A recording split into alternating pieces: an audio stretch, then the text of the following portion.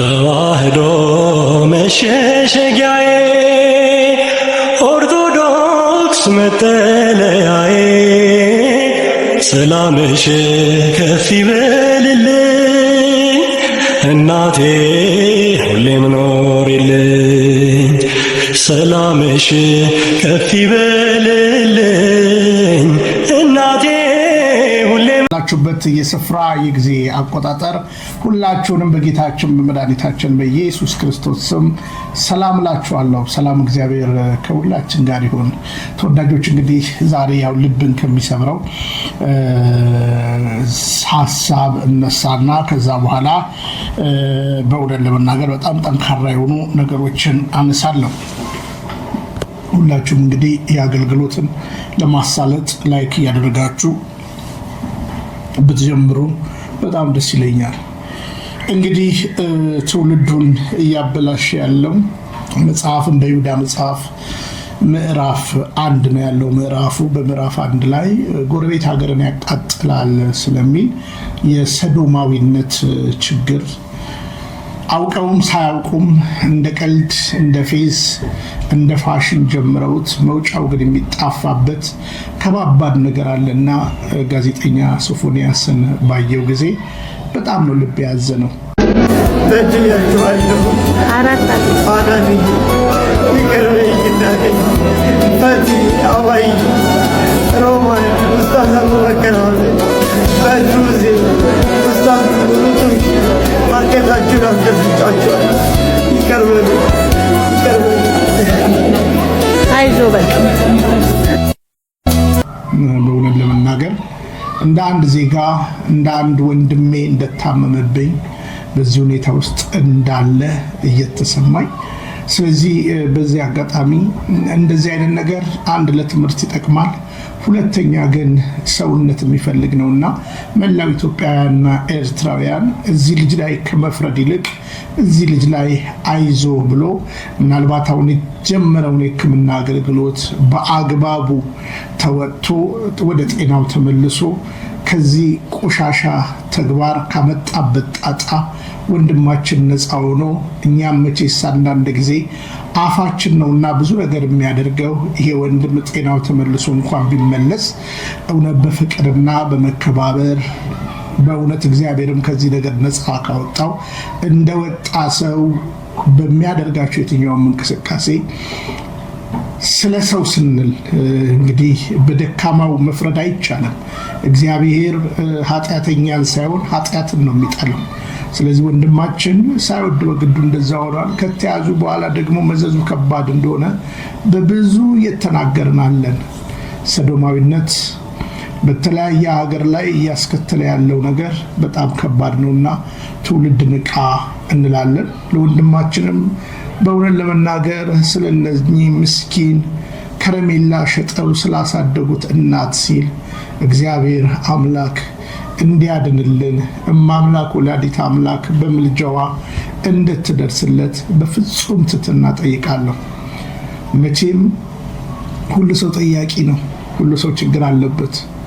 ዛሬ ወንድማችን ችግር መቼም በዚህኛው ሰው ክቡር ሆኖ ሳለ እንደዘሳ ተላልፎ ተሰጠ ለሚለው ነገር ላይ ብናመጣው ሁላችን ድካም ይኖርብናል።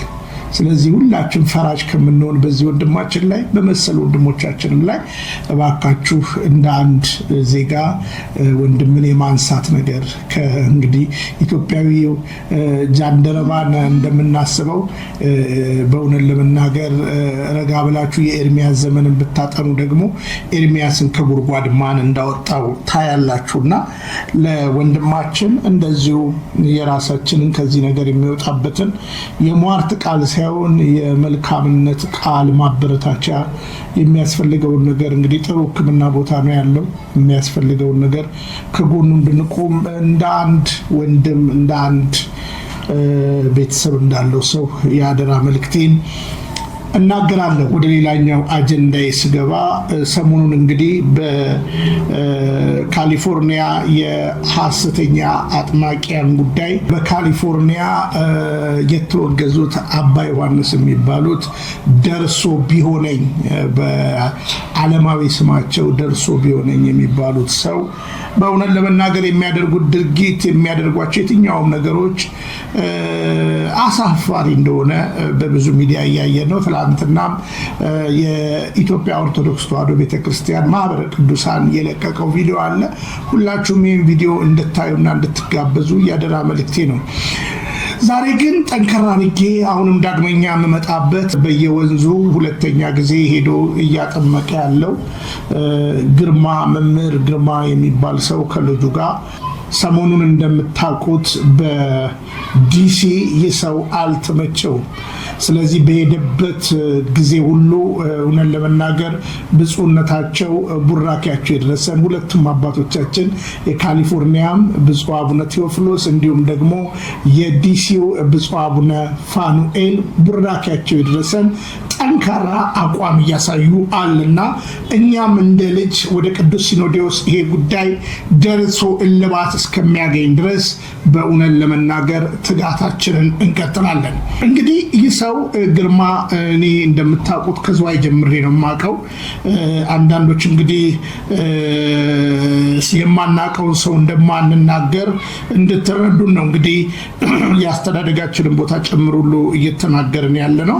ይሄ ሰው እንግዲህ በመጀመሪያ ደረጃ ትምህርቱ ምን ይመስላል የሚለውን ነገር ሁላችሁም በአንክሮ ካያችሁ በኋላ በኮመንት ላይ የምትፈርዱብኝ ልክ ናቸው የምትሉ ከሆነ በማስረጃ እንድትሞግቱኝ ይፈልጋለሁ።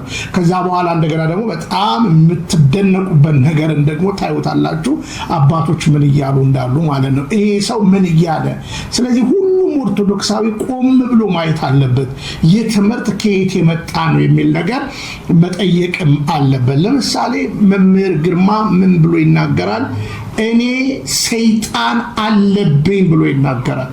ሰይጣን አለብኝ ብሎ ይናገራል። ሰይጣን አለብኝ ብሎ ይሄው ቃል በቃል ይናገራል። እንስማው። የለብኝም ትላለህ። አይ ምንም እንደሌለብህ ሆኖ ተቀምጧል። ግን በእርግጠኝነት የምነግርህ አለብህ። እኔም ደህና ሰው አጥቼ ነው እንጂ አለብኝ።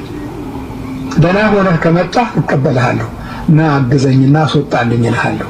የኔ ጠላቶችም ወደው አይደለም ለካ ተጽፎባቸው ነው። በገሃነም ተመዝግበው ነው። የዲያብሎስ የግብር ልጅ ሆነው ነው። የሰይጣን የግብር ልጅ ሆነው ነው። ከአያቶቻቸው ቅድመ አያቶቻቸው ተመዘገቡ ሆነው ነው። ሁሉ ሰው ጋኔን አለበት። አሁን ጋኔን አብሮ ቆርቧል። አሁን ጋኔን አብሮ አግብቷል። አሁን ጋኔን አብሮ ወልዷል። አብሮ ይተኛል። አብሮ እንደዚህ ያደርጋል። ሁሉ ሰው ጋኔን አለበት፣ እኔም አለብኝ ብሎ የሚያስተምረው ግርማ ወንድሙ ይህን አስተምሮ ከየት አመጣው ከተባለ ከመሐመድ አስተምሮ ከቁርአንና ከሐዲስ ነው። እኔን የሚቃወሙ ሰዎች ሁሉ ተጽፎባቸው ነው። የዲያብሎስ የግብር ልጆች ሆነው ነው። ለገሃነም ተጽፈው ነው። ከአያቶቻቸው ከቅድመ አያቶቻቸው ለሲኦል ታጭተው ነው ብሎ የሚያስተምረው ርዕሰ ባህታዊ ነኝ የሚለው ደርሶ ቢሆን ደግሞ ይህን አስተምሮ ከየት አመጣው ከተባለ ከጆን ካልቪኒስት ከፕሮቴስታንት አስተምሮ የተገኘ ነው። ስለዚህ እነዚህ ሰዎች ሁሉ አስተምሯቸው ከኢትዮጵያ ኦርቶዶክስ ተዋሕዶ ቤተክርስቲያን አስተምሮ ውጭ የሆነ ነው። እንግዲህ ቃል በቃል ግርማ ሰይጣን አለብኝ ብሎ ይናገራል።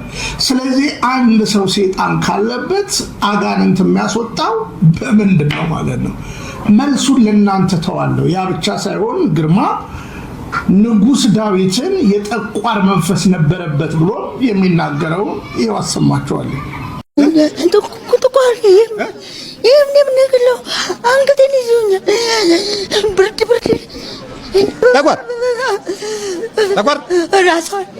ራሷ ላይ ነች፣ ጭንቅላቷ ላይ። ይህ ጠቋር የሚባለው መነኩሴ ነኝ እያለ የሚቀልድ መንፈስ ነው። በብዛት ደግሞ የሚያጠቃው እንደዚህ አይነት አካሄድ የሚፈልጉ ሰዎች ላይ በፍጥነት መስማማት ይፈልጋል አብሮ። ከዛ በኋላ የጸሎት ጊዜ የለም፣ የሐሜት የነገር የምናምን የጸሎት የምስጋና ጊዜ የለም፣ የመንበርከክ ጊዜ የለም። በቃ ነገር ሲያምስ ነው የሚውለው። መንፈሳዊ ነገርን የሚከተል ክፉ መንፈስ ነው። ይሄ መንፈስ ዳዊትን ራሱ ይዞት ነበር።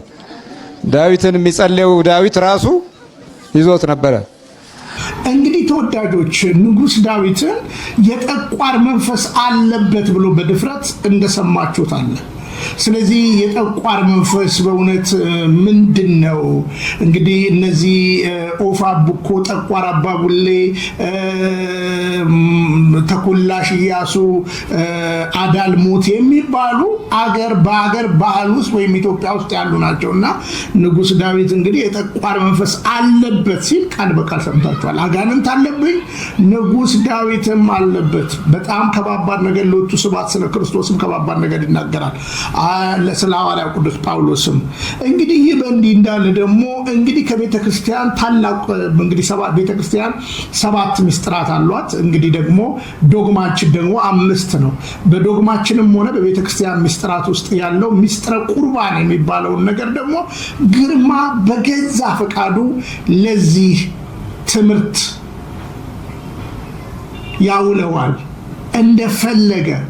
ቤተ ክርስቲያን የማትለውን ቁርባንን በተመለከተ ምስጢረ ቁርባን የምንቀበለው ለ7 ምስጢር ነው፣ ለ7 ጉዳይ ነው ብሎ የሚናገረው ነገር አለ። በዚህ አጋጣሚ እንግዲህ እንደዚህ አይነት ቪዲዮዎችን በሰከነ ነገር የምንሰራበት ከቲክታክ ላይቭ ፕሮግራም ወተን የምንሰራበት ምክንያቱም አሁን ቤተ ክርስቲያን በጽኑ ጉዳዩን ይዛ እያየች ስላለ ግብአት ከዚህ በፊት እንደላክናቸው ግብአቶች መስጠት ስላለብን ነው።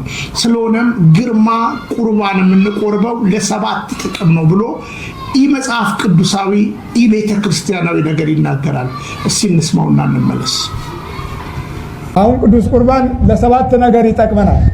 አንደኛው ትውልድን ለመባረክ፣ ትውልዴን ባርክልን ብላችሁ ስጋው ደግሞ ስትወስዱ ትውልዱ ይባረካል። ሁለተኛው ለሀገርን አቁምልን ከጠላት ጠብቅ ብለን ቅዱስ ቁርባን ስንወስድ እግዚአብሔር ለሀገሪቱ ኃላፊ ይሆናል። ሶስተኛው በኑራችን ውስጥ በረከት ሲጠፋ በረከታችንን መልስ፣ ተሰለብን፣ አጣን፣ ገንዘባችን ሁሉ በመናፍስት ተወሰደ ብለን ስንወስድ የዚህ ጊዜ በረከታችን ይመለሳል። አራተኛው እድላችን ሲመክን ምክን ይልብናል። ወይ ጎረቤቶቻችን ያመክኑታል፣ ወይ ቤተሰባችን በጣዖት ውስጥ ያሉ ናቸው፣ ሰይጣን ያመክነዋል፣ ዛሬ ያመክነዋል። ጌታዬ ወይ እድሌ መክኗልና እድሌን መልስልኝ፣ የእድሌ ባለቤት ልሁን፣ ራሴ ጠፍቻለሁ፣ ውስጤ ጠፍቷል ብለን ቅዱስ ቁርባን ስንወስድ የዚህ ጊዜ እድላችን ይመለሳል።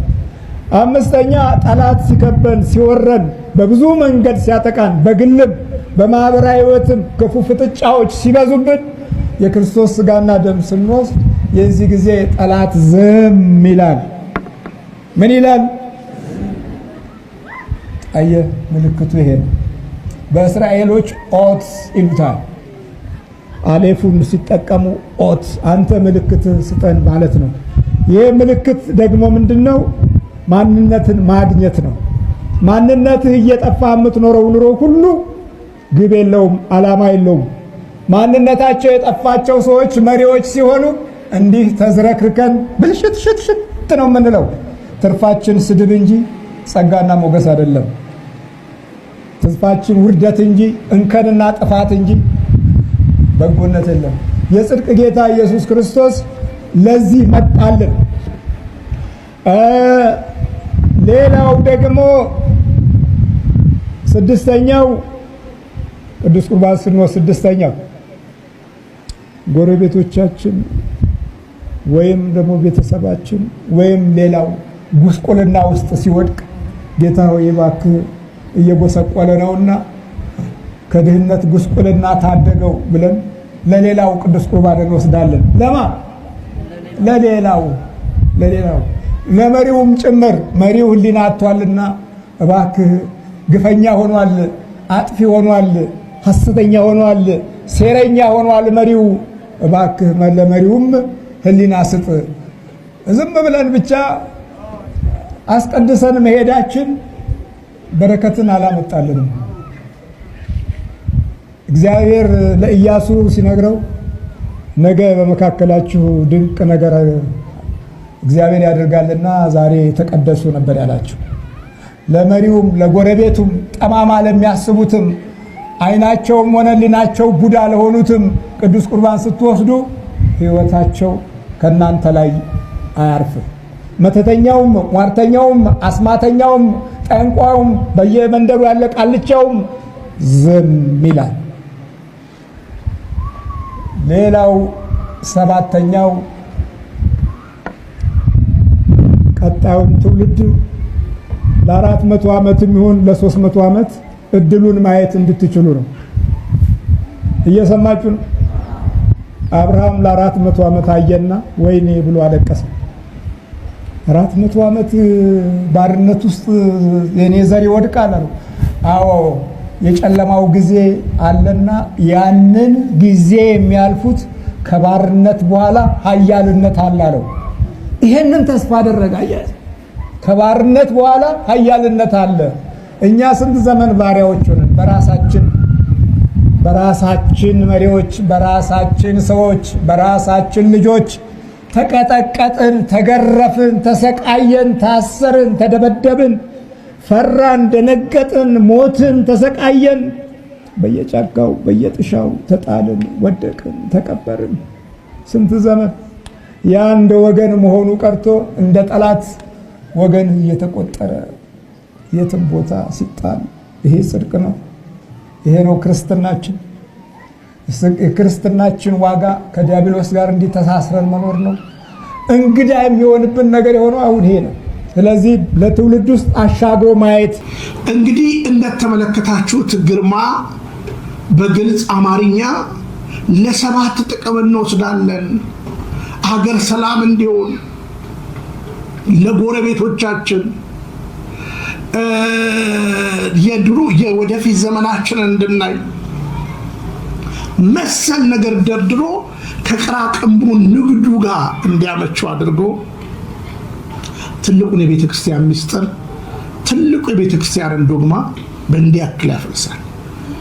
መጽሐፍ ቅዱሳችን የእግዚአብሔር ልጅ ኢየሱስ ክርስቶስ ስሙ ከአጥናፍ እስከ አጥናፍ የተመሰገነ ይሁን። ስጋዬን የበላ ደሜንም የጠጣ የዘላለም ሕይወት አለው። ስጋዬ እውነተኛ መብል ደሜም እውነተኛ መጠጥ ነው አለ እንጂ ስጋዬን ብሉ ደሜንም ጠጡ ያለው ስለ ራስ የዘላለም ሕይወት። ምክንያቱም ስጋውን የበላ ደሙንም የጠጣ የዘላለም ሕይወት ያገኛል።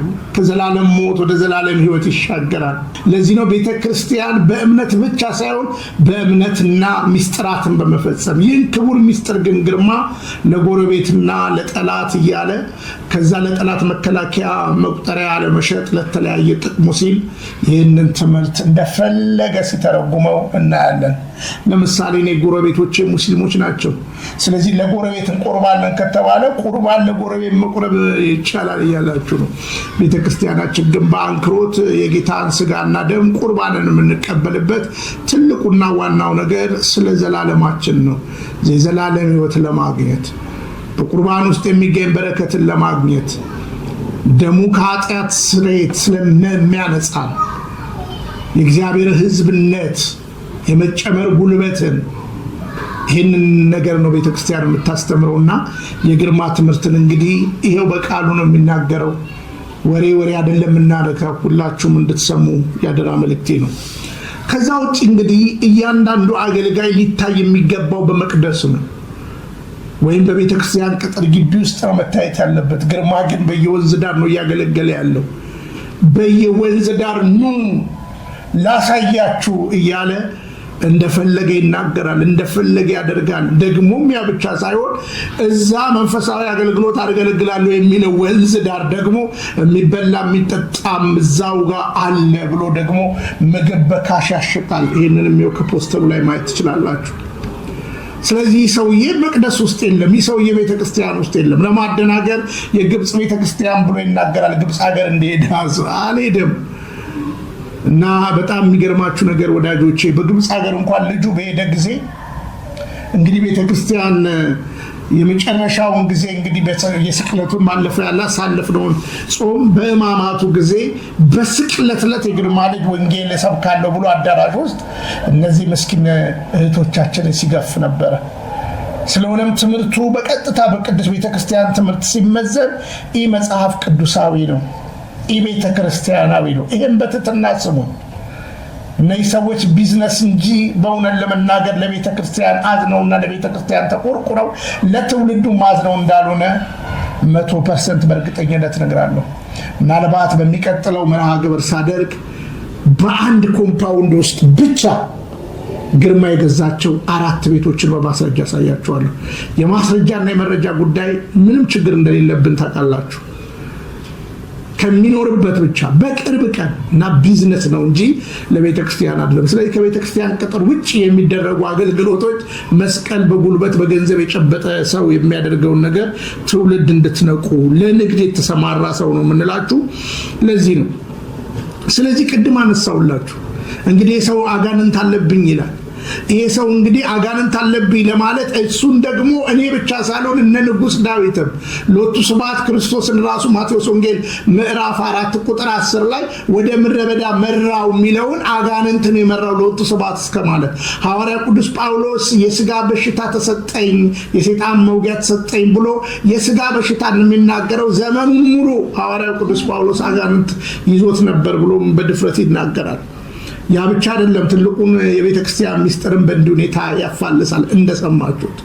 ስለሆነም እያንዳንዶቻችሁ በቤተ ክርስቲያን ትምህርት ነው መመዘን ያለበትና ሰው ይሄ ሰው የሚያስተምረው ትምህርት የቤተ ክርስቲያን ነው ካላችሁ እሺ በቤተ ክርስቲያን ትምህርት በዚህ ቦታ በዚህ ቦታ በዚህ ቦታ በዚህ ቦታ ተጠቅሷል ብላችሁ ከታች እንድትጽፉልን ያደራ መልእክታችን ነው። ከዛ በተረፈ ግን አንዱን ልንገራችሁ፣ ይሄ ሰው ቤት ውስጥ ያለ መናፍቅ ነው። ቤት ውስጥ ያለ ፕሮቴስታንት ነው። በእርግጠኝነት ሆኜ የምነግራው እጄ ሆይኔ ካንቺ ጋር ነኝ። የማይጠፋ ጉዳይ ባንቺ ህይወት ይከናወን። አሜን። ቆይ ተገኑ ወንድሜ ንግዳቤ ሰው የሺ እህቴ ናት። እርግጠኛ ሆኜ እናገራለሁ ከዚህ በኋላ ጸጋ ባንቺ ላይ ይመጣል። አሜን። እኔ የማገለግለው የሰራዊት ጌታ እግዚአብሔር እንዲህ ብሎሽ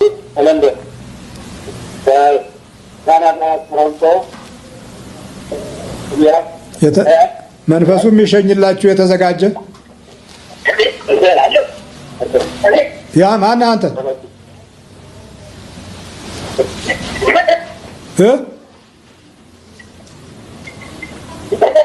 መተት ነህ? መተት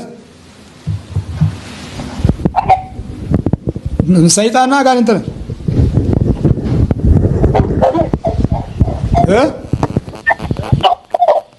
ምን አልከኝ? ምንድን ነህ?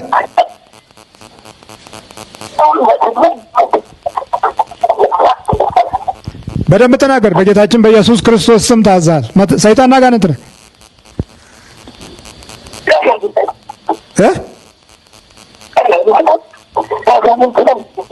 በደንብ ተናገር። ስልኩን ጠጋ አድርግና ስንት ዓመት ነው ከያዝከው?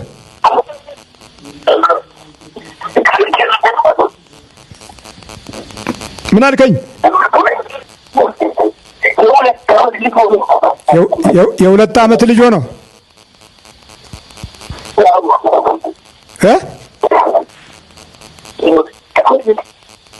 አሁን ትለቃለህ አትለቅም?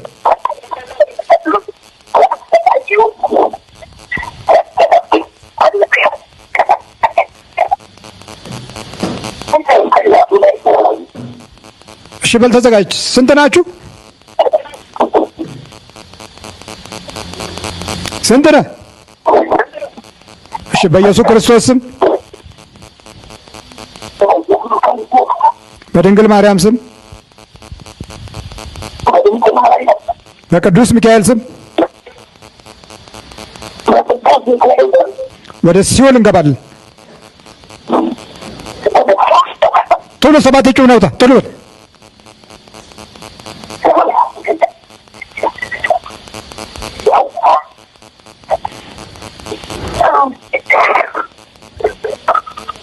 ይሄ እንግዲህ በጸሎት በስግደት በአምልኮት ሲያጠቃው እንደ ስጋ ማለት ነው። ይህ ወፈር ያለች ጸጉሯ ማለት ነው። ምንድን ነው የሚባለው?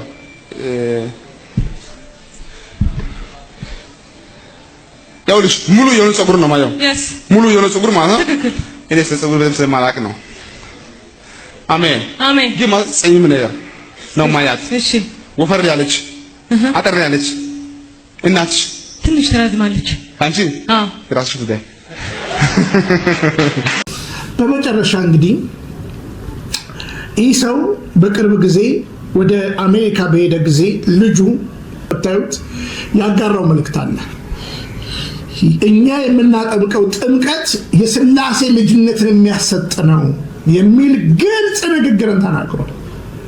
ኑ ከዚህ በረከት፣ ምክንያቱም ዮሐንስ 3ን የጠቀሰው። ስለዚህ የምናጠምቀው ዮሐንስ 1 ዮሐንስ 3 ድረስ ያለውን ሐሳብ ወስዶ ለራሱ እንትን ተብሎ የኛ ጥምቀት አማናዊ የሥላሴ ልጅነትን የሚያሰጥ ነው። እግዚአብሔር ዓለምን ከመውደዱ ከታላቅ ፍቅሩ የተነሳ አንድ ልጁን ሰጠ። ይህ ደግሞ ጥምቀቱ በግልጽ አማርኛ እንዳስገባውላችሁ ፌስቡክ ላይ ምን ብሎ ይናገራል ማለት የሥላሴ ልጅነትን የምናገኝበት ነውና ኑና ተጠመቁ። ስለዚህ የሰውዬ የዶግማ ጥሰት የሥርዓት ጥሰት ማደርገው ነገር የለም። ልጅና አባት በሚቀጥለው ሌሎች ጠንከሩ ያሉ ነገሮች ያመጣሉ። እንግዲህ ከቅርቡ ነው የምናገረው። ስለዚህ በዛ አገር ደግሞ አባታችን በጥንካሬ በእውነት ለመናገር ይዘዋቸው እየተከታተሉ ህዝቡን እያነቁ ስለሆነ ነገራቸው አልሳካ ሲል ብፁዕነታቸውን በዚህ ያክል እስከ መስደብ ደርሷል የጎረምሳ። ስለዚህ ቅዱስ ሲኖዶስ ቋሚ ሲኖዶስ በፍጥነት በእነዚህ ሰዎች ላይ እርምጃ መውሰድ አለበት።